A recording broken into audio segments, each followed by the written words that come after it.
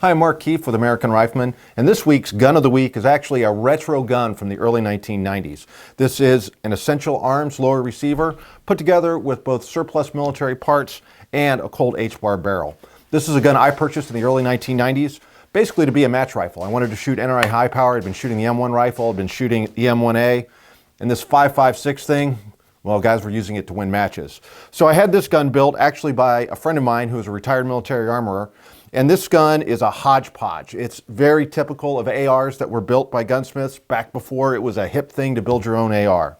They started off with a Croft Springs EA Arms, Essential Arms lower receiver. Now this is a cast receiver, which you don't often see with ARs, but they were done in limited numbers before 1993. It's thought that EA was no longer producing receivers after about 1993.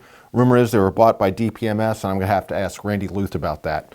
But it's a cast receiver. Again, rumor mill says that Pine Tree Ruger actually did the casting, and it is actually very fine work, very typical of what Ruger was doing in that era.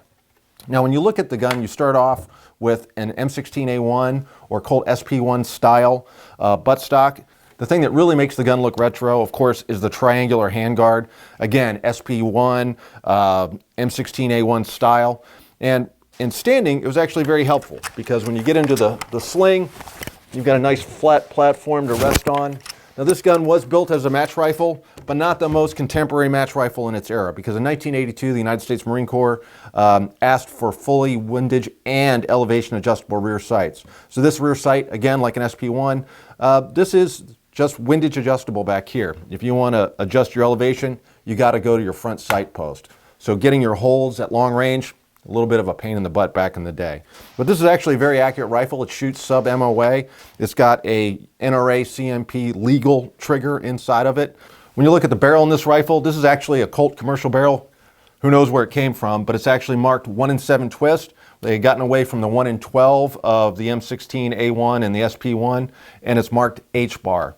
2, you've got the birdcage flash hider here, and being a match barrel, it didn't have a bayonet lug back in the day.